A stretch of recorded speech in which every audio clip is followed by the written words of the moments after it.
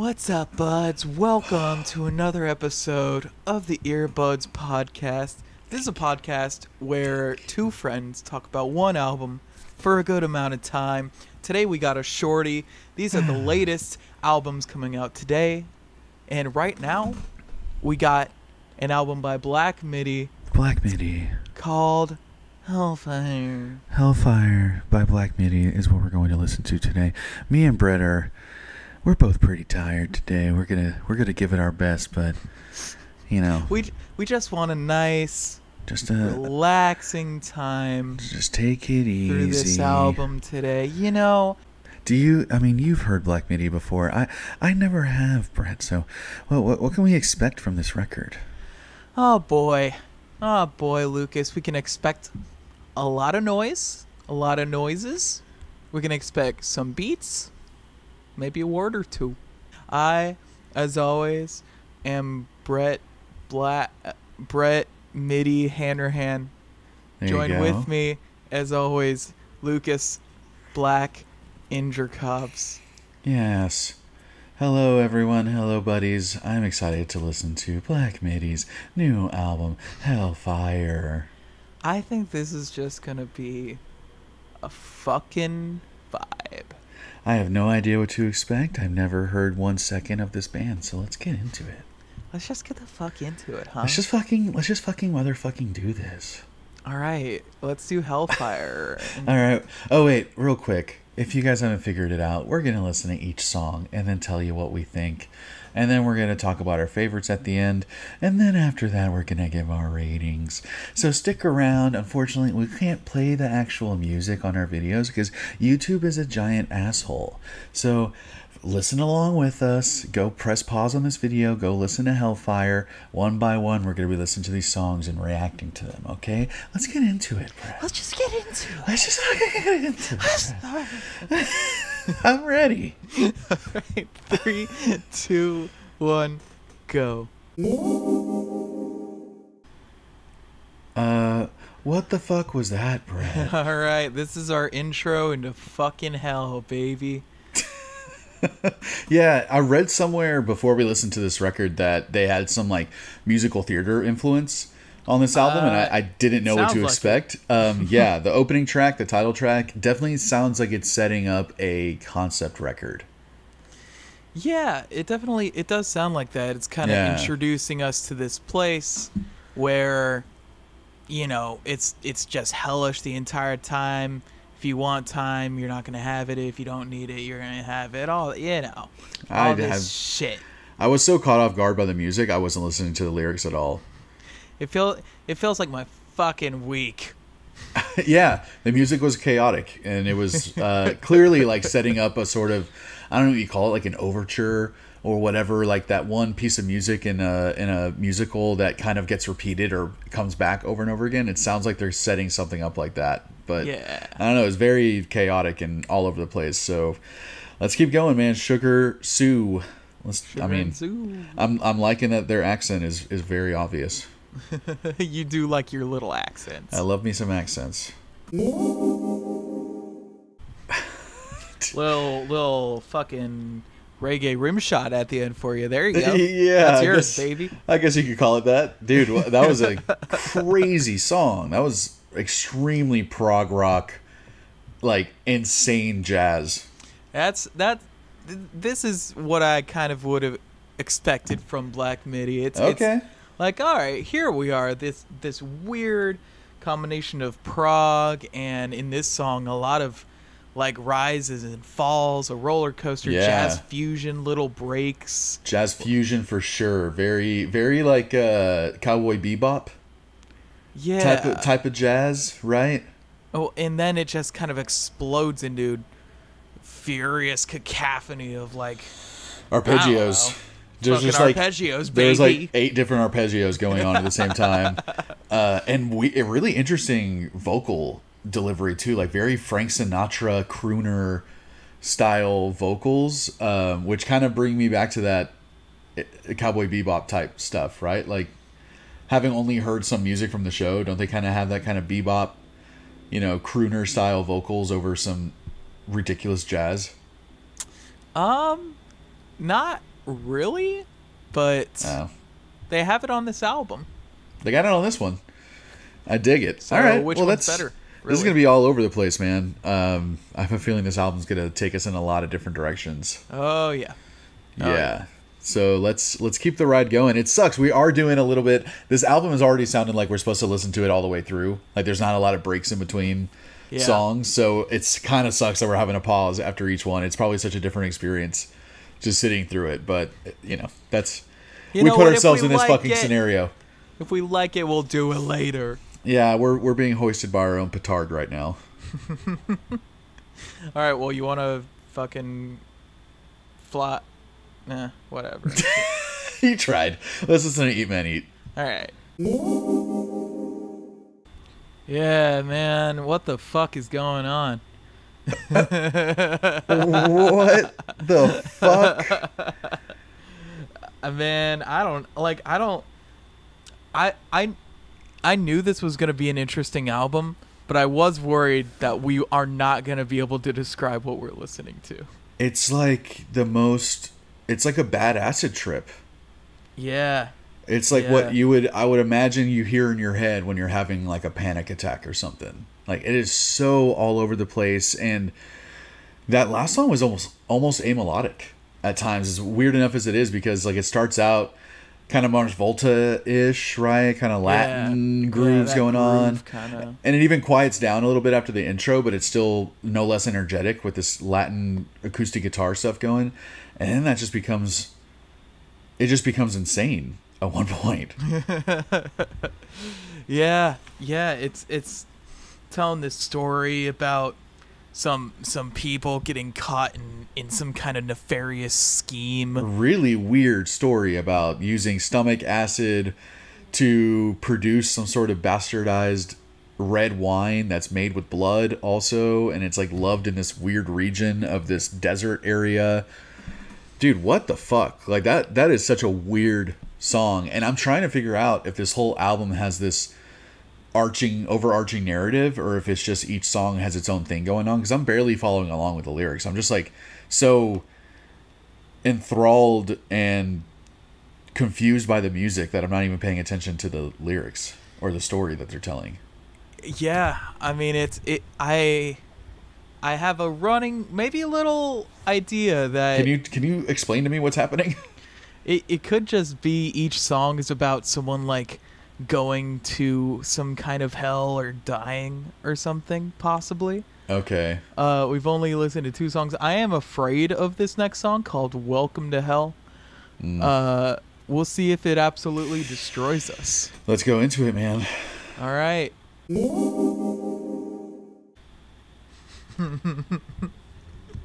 Man, this whole, I mean, like the ending of this song just reminds me of some kind of like evil circus or something. Yeah, I'm just so confused.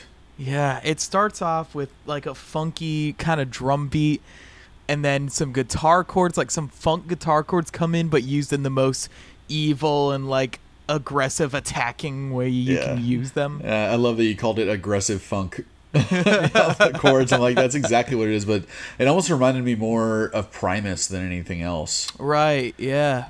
Very low punchy bass, and a lot of weird bass work, a lot of goofy vocal delivery, almost like you said, circus kind of theatrical stuff going on. And I don't listen to Primus, so I don't know what the fuck I'm talking about, but that's all I could think of is, I'm like, this is what I think Primus sounds like. And I like the energy. Yeah.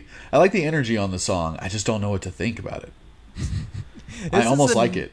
I think nearly halfway through, we're kind of, it's probably going to land on, you got to give this album a couple tries before you can decide what you think about it. And just, I mean, I just feel like I'm going to be confused the whole time. Because all of a sudden this circus song became a really fuzzed out manic punk song. Yeah, by like verse 5 or whatever. Yeah, and again, do not understand what they're talking about, but I gotta say, like, I think I'm enjoying it. Yeah? For just the absurdity of it, and I just don't understand. I mean, it's not gonna leave you bored. You know? There's a lot to unpack here, so we might as well keep going. All right, let's go to Still. Yes. 'Cause, I mean, like, the ending of this song just reminds me of some kind of like evil circus or something. Yeah, it's starts off with like a funky kind of drum beat, and then some guitar chords come in, but used in the most evil and like aggressive attacking way you can use them. All right. So that was a very... Boy, I feel like I'm getting lulled into sleep here, man. Yeah, I mean, I just got done hanging out with a fucking 10-year-old and a 7-year-old for the last week. So, still is my favorite song so far on the record because it's way more chill and quiet and subdued than everything else so far. Why on earth did you agree to do this record, dude? I honestly had never heard this band. I had no idea what they sounded like. You remember first time me and you talked about Black Midi, I thought they were hip-hop. I was convinced they were kind of like Death Grips or something for some reason. But I liked Still. It had the nice steel guitar, kind of acoustic country stuff that was going on the whole time was cool. Yeah, it had a very Pink Floyd vibe about it. At the end, yeah. Yeah, especially at that kind of breakdown near the end where it's just the guitar and vocals. And... Very Pink Floyd-y at the end. And also it had its, they're continuing that kind of through line of just very theatrical show tune kind of energy and a lot of horns and strings and stuff that make it kind of sound like they have a orchestra playing along with them at times. Yeah, I'm starting to dig it. I'm starting to understand it more because it's just not as weird anymore the more we're getting into this album. Well, I'm sure that we're gonna do halftime and the race is about to begin, and we'll get back to y'all after the race. I'm sure it's gonna get fucking crazy. I am really curious where this is going to go, man. So let's do halftime and the race is about to begin. Okay. So how you liking the play so far? Dude, I feel like I took some bad like fentanyl and walked into this insane musical like this. I mean, I got to give it to Gordy Greep though, the vocalist. He on this song specifically, "The Race Is About to Begin," really shows his range in his vocals. What he can really do, you know, because he's basically screaming poetry at you for the better part of 7 minutes, but right at the end, man, he all of a sudden becomes this Billie Holiday beautiful jazz, show tune Broadway vocalist, and pulled it off really well. It almost, as confused and, maybe bored that we were towards the end, doesn't take away from how impressed I was with him on that song. I wouldn't say bored. I would say tired. This is a tiring album. Yeah. And we were already tired. It starts off Black Midi as hell, with all these off-kilter hits, this weird timing, this chaotic energy. And it ends just in a weird musical low moment. Kind of like French cafe music a little bit. There's like a little French influence on this. It was like on this and Still. It was like vaguely French. Vaguely just French enough. Yeah. Enough French for my liking. But very strange. I mean, this is obviously a concept record. It's becoming more and more clear to me. Yeah. The lyrics on "The Race Is About to Begin" were pretty fucking cool. Very all over the place, very deep and depressing, but I really liked them. A lot of existential crises going on in "The Race Is About to Begin." Yeah. I dig it. I actually dug it. It's fucking very strange. This whole album is very strange, but I'm liking it. Well, let's go on to Dangerous Liaisons. Le Dangereux. Ooh, okay. That was something. It was something. waltzy for the most part, kind of building up through the song to get more and more loud and chaotic. That last 4 seconds was like burn it. Yeah. Yeah, very very jazzy, but like off Broadway jazz. This is absolutely a musical, and if it's not made into one after this, if American Idiot can be a fucking musical, this absolutely can be. This is at least 10 times more accessible than American Idiot. At least. This has way more riffs on this than American Idiot. And American Idiot, honestly, a little anti-capitalist, which I'm not for. Yeah, I heard that I'm supposed to hate that. Yeah. I think that's about right. But man, as much as I am ready for this album to come to an end, I definitely think I'm going to go back to it. I think the more you listen, the more you kind of get used to their styles and kind of preparing to be surprised and preparing for not being able to prepare for what's happening. Right. You know? Right. And you're kind of getting, not like callous to it or anything, but like you're kind of getting wise to it. Yeah, it's almost like when you jump in the water that's super cold, and at first it's shocking and you don't like it and you want to get out, but then after a while you get used to it. I think we're becoming numb. I think we're finally numbing. We're which numbing is like, down. God, that took long enough, right? It did. We have 2 songs left. Let's listen to The Defense. Let's do it, man. That was legitimately beautiful. Yeah, just like a very legitimate crooner kind of jazz song. Like a lounge jazz song. A swingy, yeah. Gordy Greep, oh God, I hope I'm saying his name right. He is an amazing vocalist, man. Like, he straight up is killing it on this record. Yeah, I didn't think he sang as much. Really? But he's singing a lot on this album. I gotta go back. It's been so long. I listened to Schlagenheim when it came out, and that was like the last time I listened to Black Midi up till now, just about. But yeah, very singy on this one. He's super singy. He's very singy. He's got a lot to sing about. He's got a beautiful voice, and the music was legitimately beautiful on that song. I really liked it.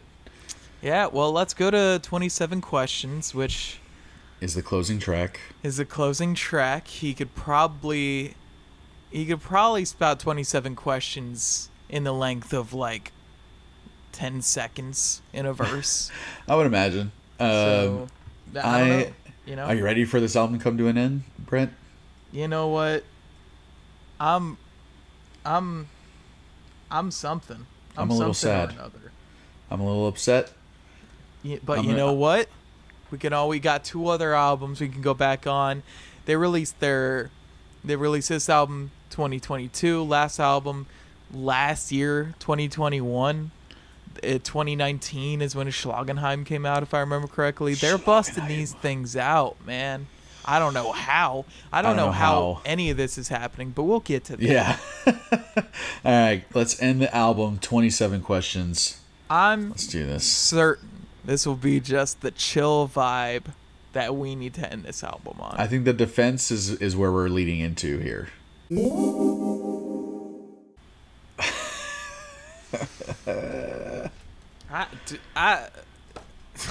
Wow, that riff at the end was so simple but so fucking sick, dude. Yeah. I mean, that was one of the few riffs on the album where it's kind of like, oh, I kind of like bob my head to this. We both did the stink face to it. We were like, yeah, we're like, oh, okay. Yeah, another super theatrical outro, man. Like, I can't think of a more perfect outro for this record. All over the place, dude. Like, all over the place. Yeah, this record is extremely theatrical. It's proggy. It's got more singing moments than I thought. The lyrics are very heavy on hell and sin and like people who are about to go to hell. And so many sounds of chaos and like being closed in and suffocation and vibes like that. Yeah, definitely a concept album about living in hell is what I would imagine. Lots of different... every song basically has to do with a different person living in Hellfire, quote unquote. And it's all kind of like interesting first-person narrative perspective stuff throughout the whole album. Gordy Greep, I think, was my favorite thing about this record. His vocals and lyrics were incredible. And so glad that the album eventually like grew on me as we went, because I think maybe it was him that started growing on me, that I started understanding the music more through the vocals. Usually, whenever I listened to Black Midi, the drummer was my favorite part for which the drummer's amazing. He's great. He's so good. But on this album, it was definitely the singer. It was his lyrics, his delivery, his range. So much range, dude. He was all over the place. Let's pick some choices, some choice nugs. Yeah, man. This album is definitely going to benefit from multiple listens. It's so layered, and there's so much going on. And now that you know what it is, I think I can go back and listen to it with a different appreciation. But I still liked a lot of the songs on here. Like Eat Men Eat was a honorable mention. Yeah. Welcome to Hell. The Race is About to Begin. Dangerous Liaisons. The closing track. I loved all of those songs, honestly. But I would say that my first honorable mention was Still. Your first nug? Or sorry, my voice choice Your nug. voice choice. My voice choice. My first favorite song was definitely Still. I like the steel guitar a lot and the weird acoustic country, almost also French cafe music like you mentioned earlier. I really liked it. That was an honorable mention for me. It's definitely got that Pink Floyd vibe at the end. For sure. Just also theatrical, but more subdued, more quiet, which is definitely the vibe I was hoping for today.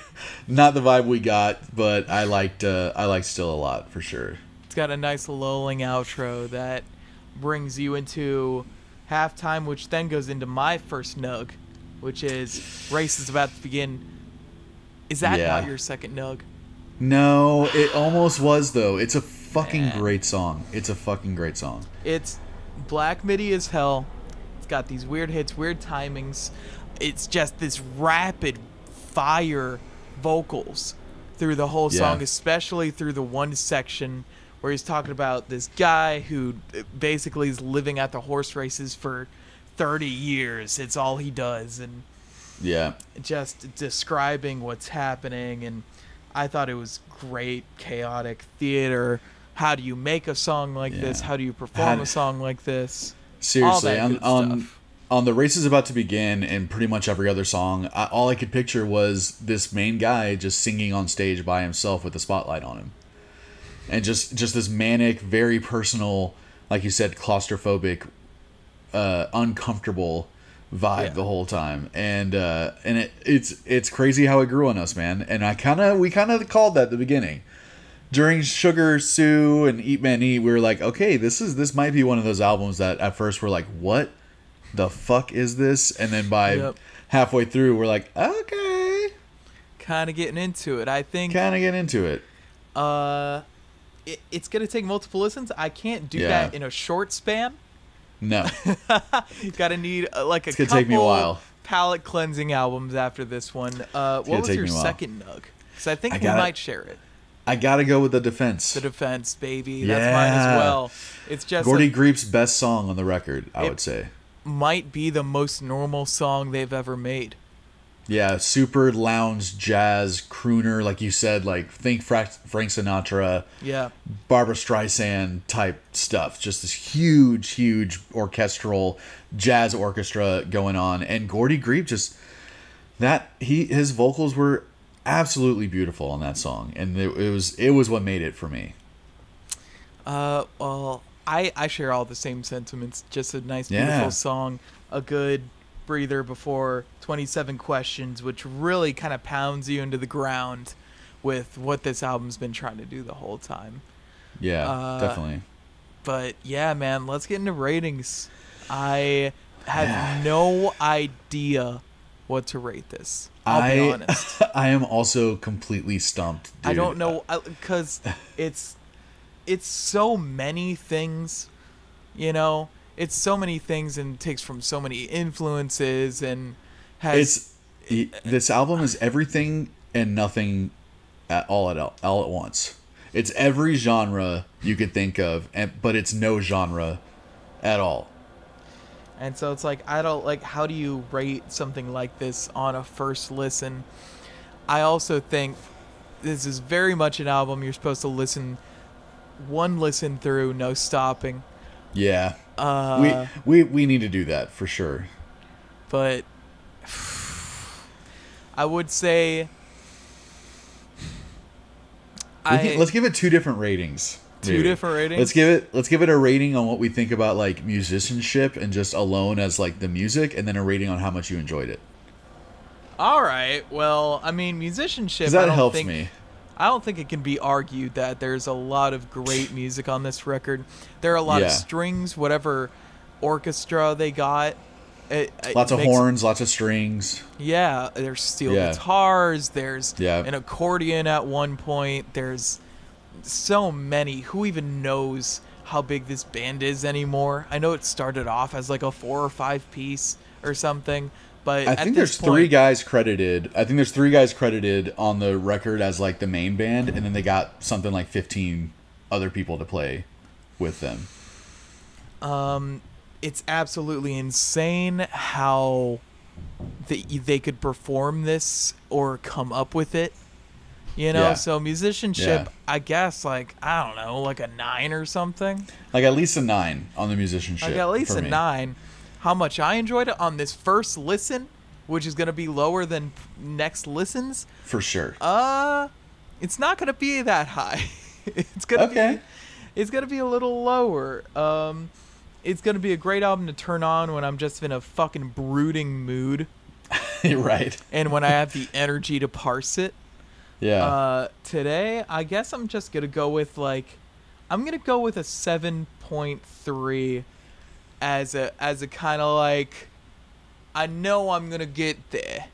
Yeah. You know it's going to go up higher for sure. Which is still better than I thought you were going to give it. I was also all over the place, dude. This was a very emotional roller coaster of an album. For us, and definitely for me, like I was really hoping for some quiet, chill music, and I didn't know what we were getting into with this.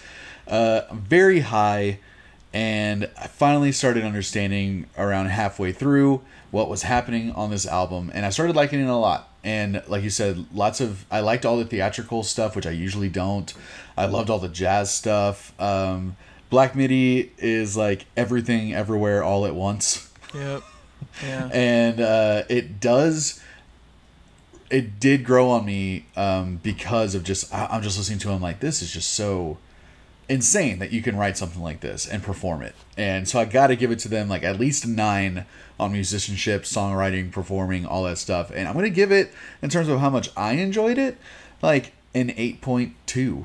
Wow. It really, really grew on me. I mean, I'm loving all of these, what you could kind of just call post-punk at this point, because now I think like post-punk is a catch-all term for everyone that's just doing whatever the fuck they want, you know, in this kind of rock, in the rock genre specifically. So I'm loving Black Country New Road, Black Midi, Idols, Viagra Boys, like all these bands that are just like, you know what, fuck you, I'm gonna do whatever we want. Like we're just gonna write whatever we want, and like it or don't like it. Like I'm starting to love this kind of genre of punk that's happening right now. And I could say that Black Midi is definitely the most punk theatrical / jazz band out there. I mean, bar none, it's going to be it's stiff competition up there. Man, they're right up there though. And I really want to hear the new Black Country New Road album as well. So, buddies, do you guys want us to listen to Black Country New Road? Do you want that to be the next Shorties? What do you guys think of Black Midi's Hellfire, man? This album was fucking insane, and I would love to hear why people love Black Midi so much, because I think I'm starting to get it. Brett. Do y'all think we could possibly be even lower energy? Do you think we could find a worse fitting album to fit our mood? For real. Be sure to comment in the comments and see, like, yes. Hey, if y'all are ever feeling happy, go ahead and listen to this. Get real depressed real quick. If y'all are ever feeling sad, try. I don't know, man. You know, whatever. Sometimes words bubble up like soda pop, and you just don't know where they're going, and you just had a long week and you're tired. Oh, man. And you're going to Michael's Poker Night tonight. You know? Oh, Michael's Poker Night. Classic. And so, like, there's no rest for the weary. Stay safe out there, y'all. Michael's Poker Night sounds like an Aquabats song title. I'm hoping it becomes one. It's Michael's Poker Night. All right. Buddies, give us a like, a subscribe, a bell. Follow us on Instagram at EBPcast. I'm there at Jean-Luc Guitard. Brett is at Brett Hanrahan. Look into all our other shorties and longer eps, man. We got a lot going on. We got a lot coming out soon in the next few weeks, but we're going to keep doing these shorties until then. And yeah, man, let us know what you guys thought of this record. We want to hear it. Recommend some new records for us. We want to hear them. Brett, what would you rate this episode? I rate this episode time. All right, this episode of Fluff. So, Brett,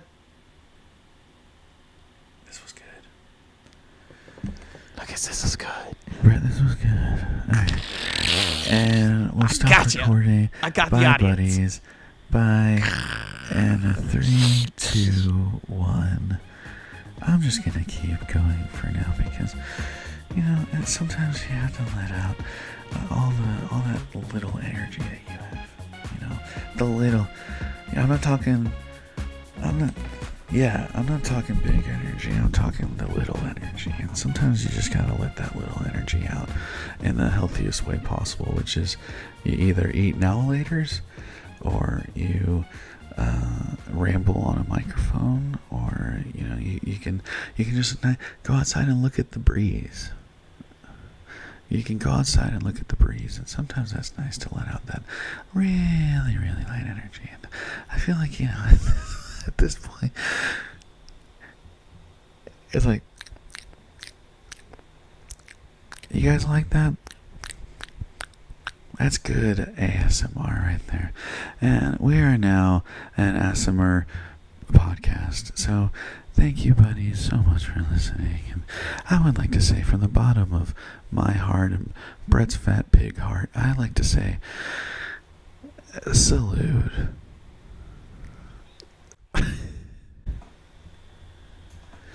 Salute, everyone. Cheers. Possibly. And I'm done.